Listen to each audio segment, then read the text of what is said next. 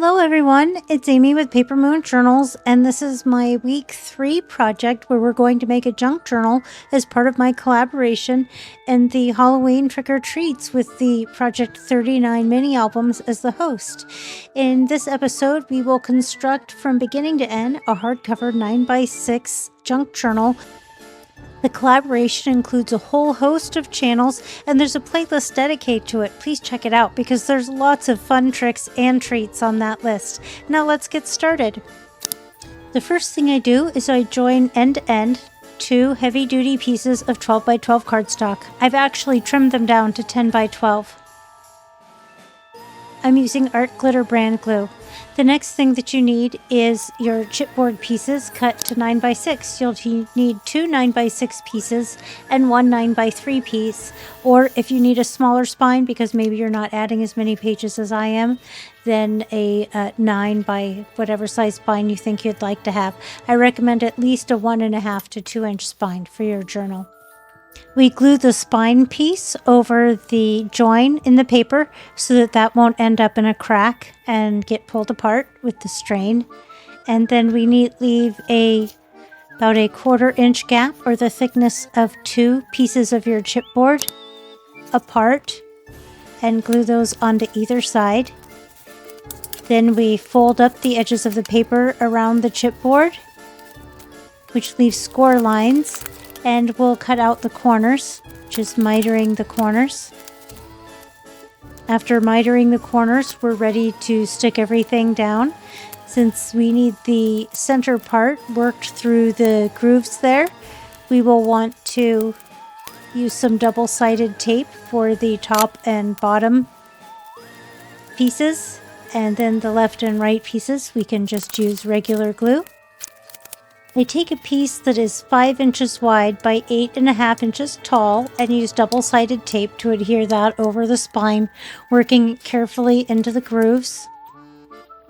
Now that we've completed the cover construction, we're ready to start looking at our pages, and to save some time, I've gone ahead and printed everything out, rounded the corners, and inked it up front and back. So I used those Victorian Halloween pages as well as those shabby Halloween pages by Pixie Dust Files and Forever Cute US, and then backed it up with some vintage documents. I'm also using 10 sheets of tea stain paper. I also rounded the corners and inked up the edges of those. All of the ephemera that came with the kit, I printed on paper, all back onto scraps. And then that other ephemera from Pixie Dust Files, I printed onto card. So I'll have 2 different weights of ephemera. So the first thing I do, since I plan on having 4 signatures and 100 pages, or at least 100 pages, I might end up with a few more by the time I'm done getting all the signatures the way I like. I break it out into 4 signatures and then also fold all the pages and put them into stacks by types of pages that I'm grouping together. In this case, there is largely just the original Halloween file, the orange patterned Halloween papers by Pixie Dust Files, and then tea stain papers are my 3 stacks. And I'll collate those between the 4 different piles until I have 4 signatures filled with all of the papers. I'll then flip back and forth through them and just make sure that it looks the way I like, and maybe rearrange things if I don't like the order of the papers. Why don't I go ahead and finish organizing all of my paper into signatures and meet you back here. Okay, now we're back and we're ready to get out the last bit of my scrapbooking paper that I had left after making all of my week 1 and week 2 projects. And the things that we made so far for this project. So I'm going to take all of the scraps that I have left and organize them by size, and then use some of those scraps to make a bunch of pockets in our project. That's the plan.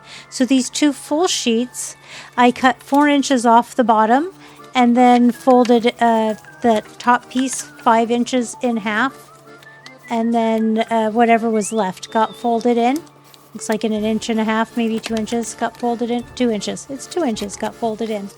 Then this 12-inch piece here, I folded at the 5-inch mark, folded it up 4 inches, folded it in half at the 5 inches, and the remaining amount I just folded back and I'm trimming that bottom corner off. So you can see I scored it at 4 inches down and 5 inches across, and whatever was left gets folded in, and just that little bit of a pocket piece that was sitting on top of there gets cut off. Thank you so much to those of you who are watching the videos all the way through. I really appreciate that, and it affects the YouTube algorithm. If people only watch 5 minutes, then it thinks my videos are no good, and doesn't show them to very many people. So thank you. Or even if you don't have time to watch, just leave me rambling on in the background until you do, then when you do have time to watch, hopefully you'd watch it again. If you start watching it and you don't have time, if you could at least let it continue to run the full length, boy, I would sure appreciate it. That would help me out a lot. If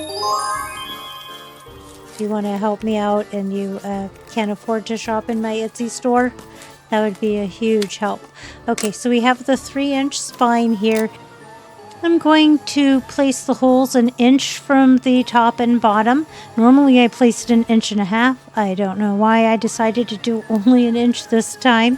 I prefer 1.5 inches from the top and bottom. And then at the very center, and since this is 9 inches tall, that would be at the 4.5 inch mark.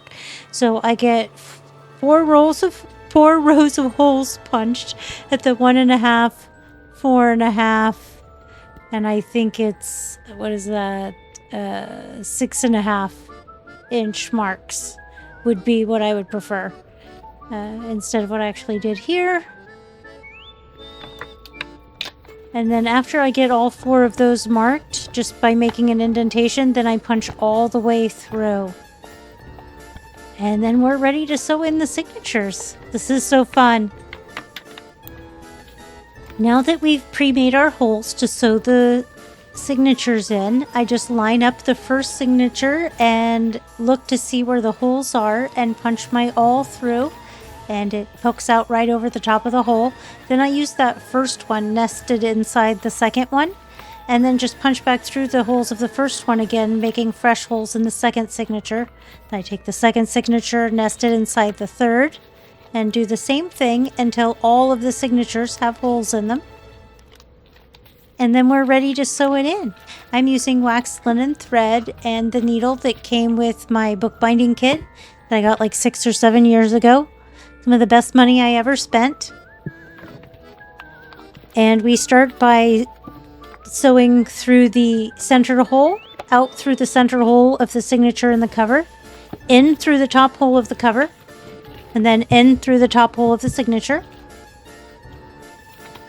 Then all the way down to the bottom hole. We go out the bottom hole of the signature, then through the cover, in through the middle hole of the cover, and if you catch the thread, don't worry about it, in through the center hole of the signature.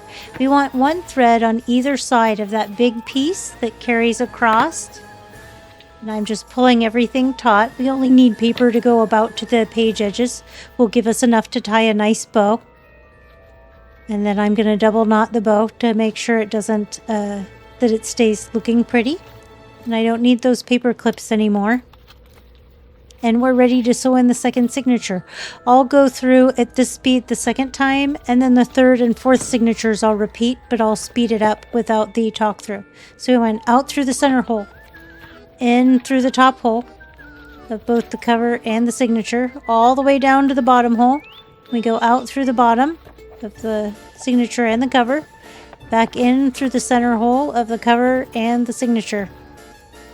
I want to make sure it comes out in the middle. If you have a problem, I just poke back through the middle again, because the pages sometimes get a little bit out of alignment, or I'm not poking it through straight, but I get it. I get it eventually. And notice I keep the thread on the spool while I work. That way I don't really waste any thread at all.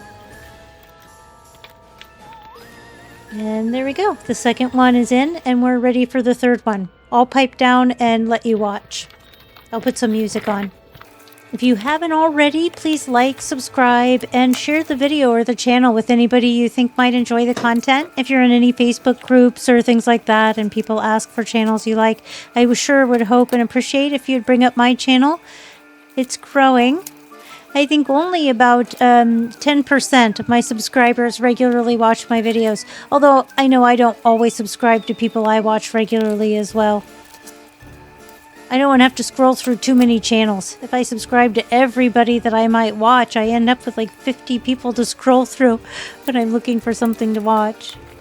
Okay, I've got all 4 of the signatures in, and we're ready to take those scraps and make them into pockets. I'm going to move the smaller pieces and the really big strips off to one side. Those tiny little pieces are perfect for collaging into journaling cards like we did as one of our 3 scrap busting week 1 projects. In hindsight, I maybe should have made my scrap busting project for week 4. But it's fine. It worked out just fine.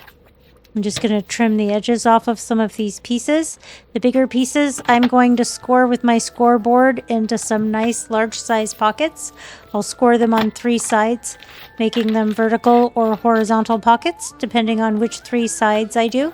I have a folded piece of paper there as a guide just to make sure that these will actually fit on the page when I'm done, so that when we get to adding pockets, everything will be the right size. We won't have to crop anything down to fit later.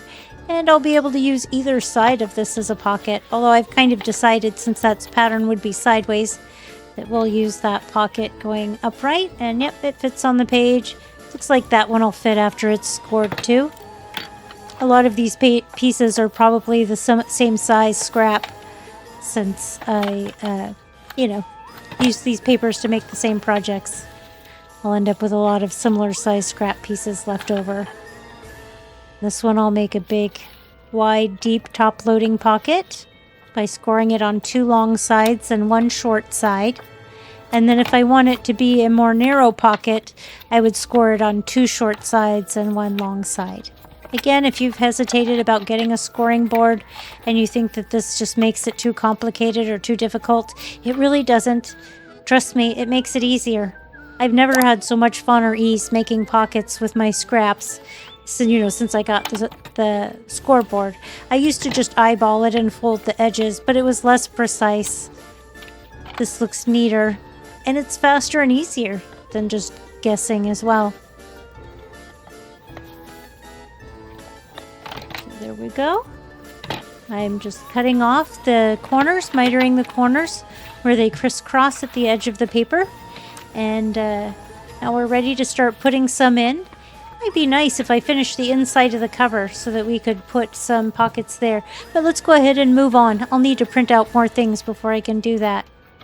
So I think we'll follow suit with what I've been doing with my journals recently, which is to put these pockets starting in the center of the signature. That I know right where to go, and I can try to make sure that I distribute them evenly throughout the journal that we're making.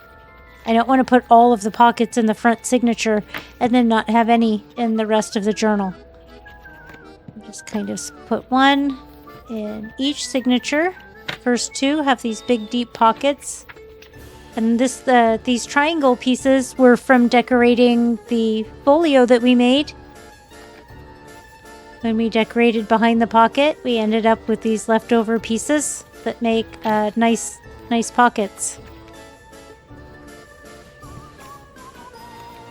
And or tuck spots. If it's glued on 3 sides, it's a pocket. If it's only glued on 2 or less sides, it's a tuck spot in my mind, in case you were wondering. So I changed my mind and decided I'd like to use the hot air balloon side. So I just flip it back around the other way, and we'll make this a vertical pocket. And everything's upright. Looks great. I'll wait to trim and decorate all the pockets at the end. That's what I call finishing touches. And it looks like most people are only making it about 5 minutes into the video. So if you're still here with me at the 14-minute point, thank you so much. I really appreciate you sticking with me. You're the people that I'm working for here, really. Sorry to the people who are gone, but the people who only watch the first 5 minutes aren't the reason that I spend 5 or 6 hours, at least, probably more like 8 to 10 hours, filming, editing, and preparing this video. It's you guys that are still here watching with me right now. You guys are the reason that I sit down and make these videos. Because if it was only going to be 5 people ever watch my videos all the way through, you know, I need to appreciate those people. No, I think I've got like maybe a dozen people that watch the video all the way through, and but 90% of the people drop off after the first 5 minutes. So let's start on our cover. To mat the cover, I'm going to use that first piece is 5 3/4 by 8 1/2. And then I cut out the center piece on the cover, getting it as wide as I possibly could. I believe it is 5 inches wide and 5 1/2 inches tall. The little piece out of the cover that we use again. And when I was going through all of my leftover cut-aparts, I saw there was a cut-apart that I could have used inside my folio, the second one that I made. I just didn't find it when I was making the folio, or filming it, really. All right. And then I made this piece just a 1/2 inch bigger all the way around, so it, or just slightly bigger on the sides. That black piece, I really just held up my 5 1/2 by 5 inch cover piece and held it up to a scrap and trimmed a bit off the end of the scrap. And that's how I got that black piece. I think I want to put the word journal or a title or something like that at the bottom, which is why I left that open. I'm really working that over where we sewed in the signatures, where the thread is there, getting the edges down. You don't want this to lift and catch or get ripped.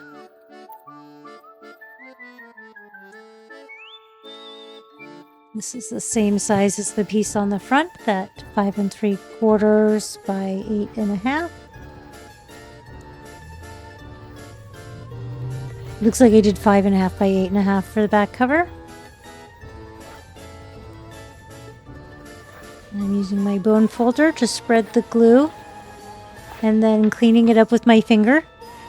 A lot of people prefer cleaning that up with a dry wet wipe or a damp cloth or paper towel.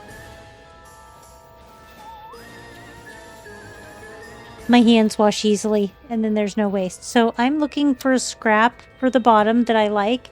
And this blue looks nice since there's a lot of blue in that top piece.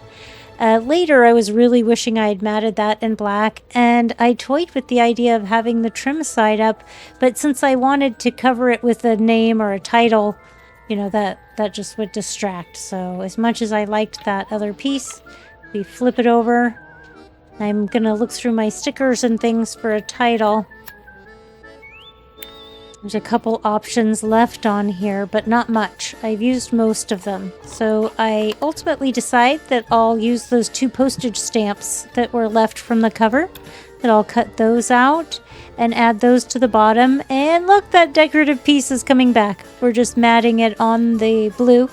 I still wish the blue was matted on black. And then with the blue and this on top, oh, this is what I'd suggest you do.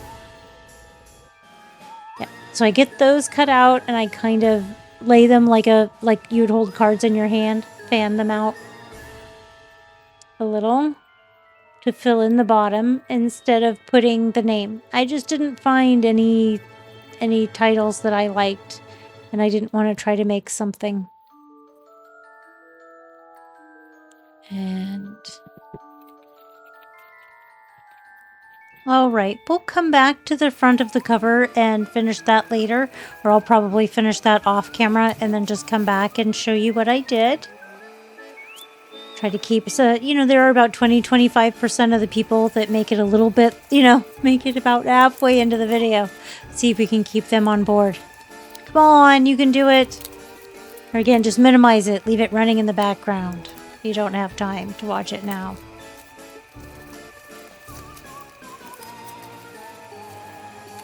It was interesting. I normally avoid looking at the statistics because it's really depressing to think of those 100 views that only like 5 people watched the whole video, or, you know, if there's 1,000 views, then it's much, much better. Then you have 80 or 100 people that made it to the end. So those tinier scraps I'm just using to reinforce page edges. Using some to make pockets on top of pockets with the teeny tiny little pieces.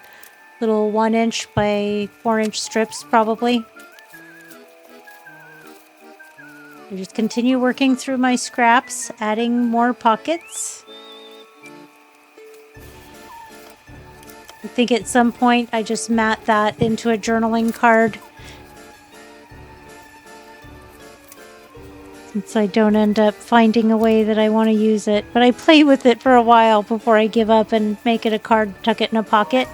Then we make this a tuck spot.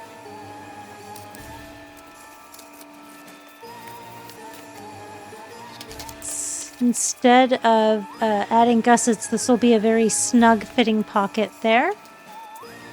And we'll use this scrap inside the back cover. Let's use some of the stickers that we have to start decorating some of those pockets. I like that sticker. And maybe this one. Oh, I think that'll make a nice title on the cover. Let's go ahead and take this Steampunk Spells sticker. I know I didn't see that sooner.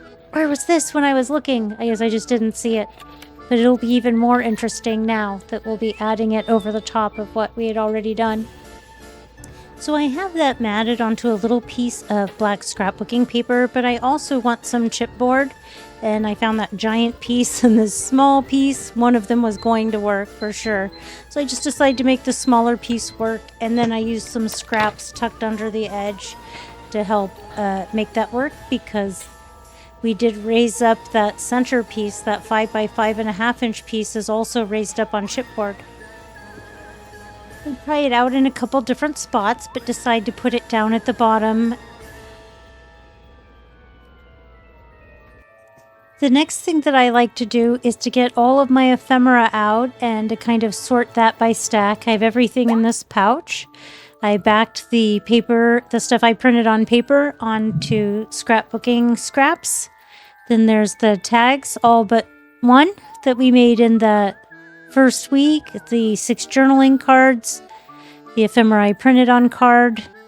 I'll get those into little stacks so we can fill it up when we go through the pockets. And then I also have the cut apart journaling cards that were part of the kit. These are all curled a little, so I didn't put them inside anything to keep them flat when they dried, but that's okay. They'll get flattened once I tuck them in the pocket, and they stay flat in the pocket.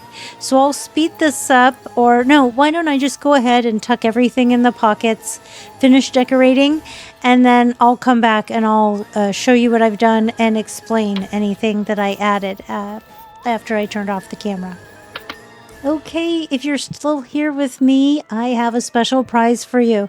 If you comment below in the comments, you want to comment from the middle and you made it to the end, comment a pumpkin and any other emoji at the end, and in the comments, and I'll know that you made it to the end, and I will pick a prize to send to somebody. I'll reach out to you, and if I don't hear back right away, I'll reach out to the next person and I'll send you something that I've made.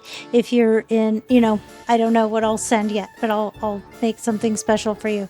Maybe it'll be like a pop-up card like this that I'll send you, or a small folio like that easy folio video that I have, something like that. I'm not sure what it'll be yet, but if you make it this far into the video, then I'll know that you made it to the end. But there's the folio that we made in week 2, and then those ATC cards that we made in week 1. I just ringed those together on a clip. I've added a lot of glitter and some sparkly faux gem stickers to the front. I also added, what's it called? Glossy accents to the glasses, her eyeballs, and her lips to make those both raised up and then clear and kind of glossy. I added this little pumpkin charm to the outside, and this piece here. I was actually going to use the reverse side, and then when I turned it around to put glue on it, I saw I'd perfectly cut out the title to fit the spine. So that happened, and I added glitter to that. And we'll just take a quick look. Normally I could take a whole 20-minute video just looking at this, but instead we'll just take 3 minutes here. Take a look at it. So there's 10 charms in total. There's one on the tag, one on the front cover, and then one on each one of the 8 tabs. There's bats in front of the moon, and ghosts, and like a cute little cartoon Grim Reaper, things like that. Nothing scary. You can see there's a charm on that one. Then I added tuck spot there. I added some sari silk trim to some of the pockets and some crocheted lace to other pockets. At the top or bottom, just wherever I felt like something needed some trim. I either added some of the sari silk ribbon trim, scraps mostly. I made some of the ephemera little tip outs. Why I like the pixie dust file ephemera is that I get some nice small sizes of things. And I made the little hat a tuck spot. We'll put the Happy Halloween in there. There's a cute little cartoon ghost charm. Some of the pockets that we put in together. I put the journaling cards and ephemera in there, cut aparts, just whatever seemed to fit. And then if I had extra cut aparts left, I used some of those to make pockets. And then put some of the stuff in it. I went gradually filling the pockets so that I could go back through and add more later. That way everything had something in the pockets. There's lots of room to write in here. There's people who like blank pages. There's lots of blank pages in here. I love how this came out. Again, I hope if you followed along, leave please a polite comment, a pumpkin emoji, and any other. So I need 2 emojis, a pumpkin and anything else, and then I'll message you about some sort of a free gift as a thank you for making it all the way to the end, because I sure really do especially appreciate you folks who watch the whole video. There's the ATC card and the ring. I'm just going to attach it to the journal with the bow so that I can keep track of it. Anyways, thanks for watching, and as always, have a wonderful day. Please like, subscribe, and share the channel if you haven't already.